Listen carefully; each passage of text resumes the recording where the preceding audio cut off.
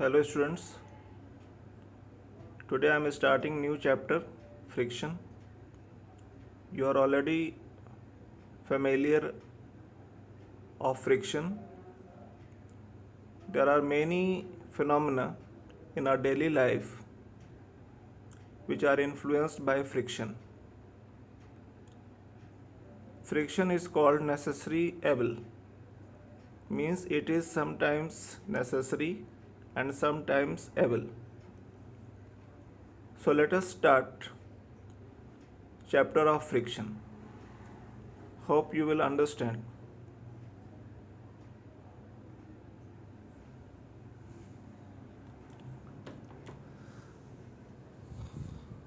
Newton's second law says that if a body is in motion, it will remain in motion unless some external force is applied.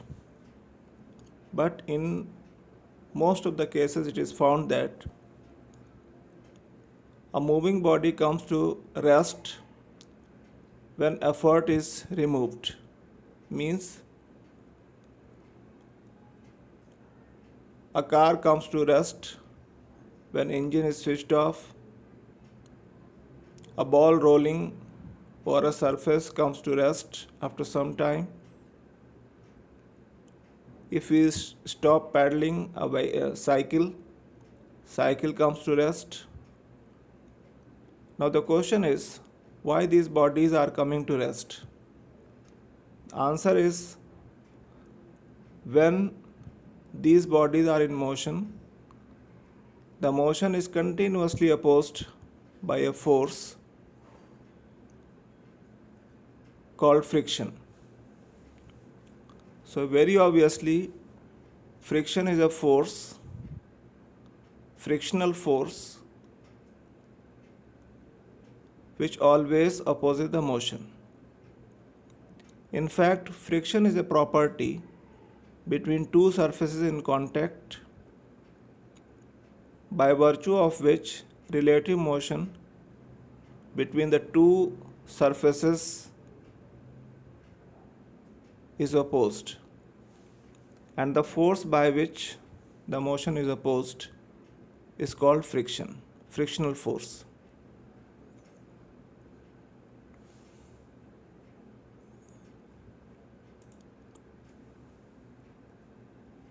Now let us understand reason behind friction. Think about a surface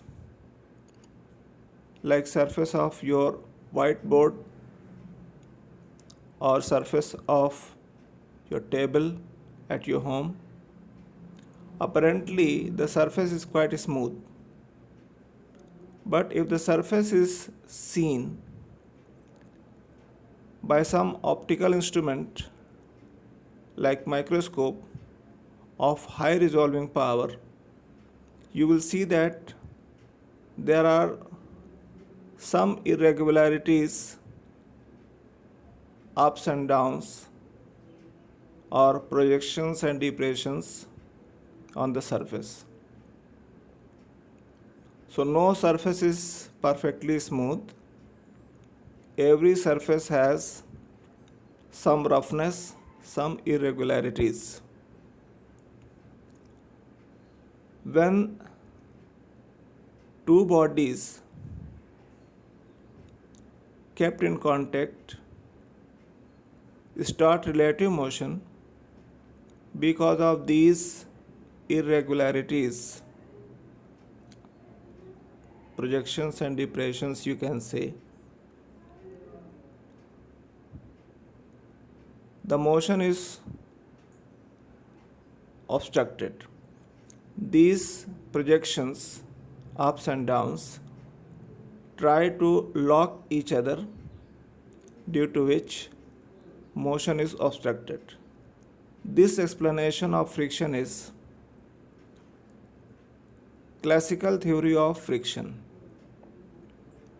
Of course, this theory explains friction, but there are certain drawbacks.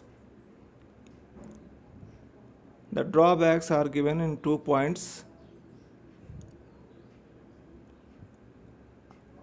I suppose you are understanding by reading.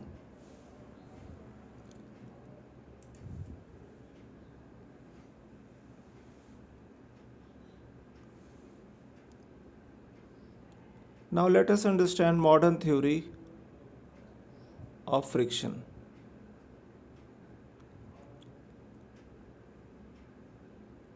In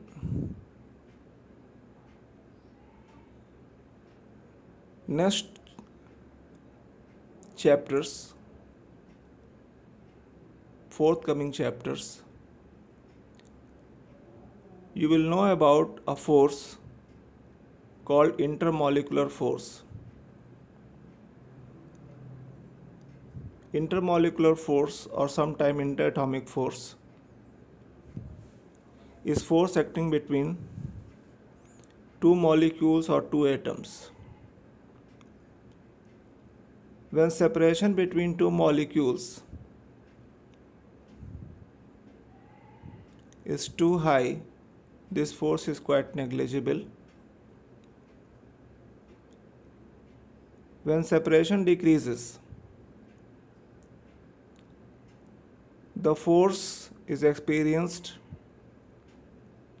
Initially, it is of attractive nature.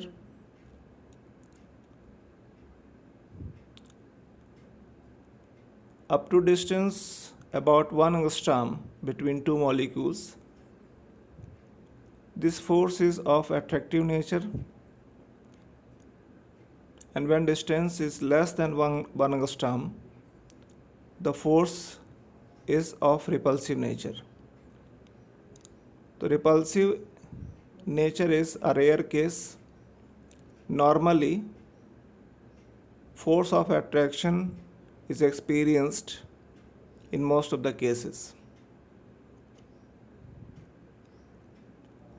I repeat, when distance between two molecules is more than 1 angstrom, slightly more than 1 angstrom,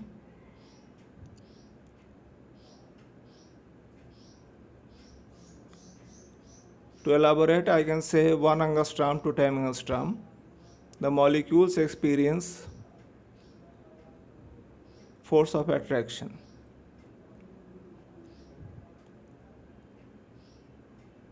Attractive nature of intermolecular force is called adhesive force.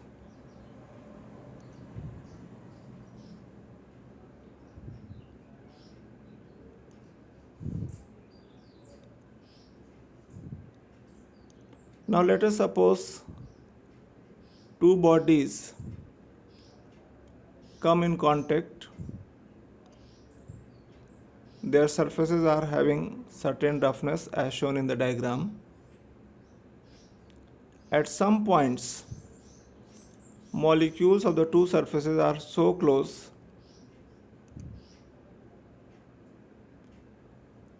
shown by arrows. So these points experience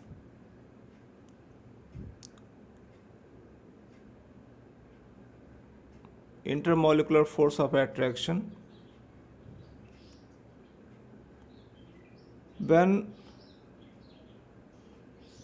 these two bodies come in relative motion, because of this cohesive force, this relative motion is opposed, and this opposition is the reason behind friction.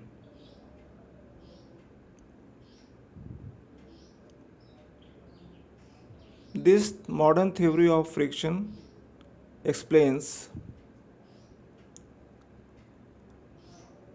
reason behind friction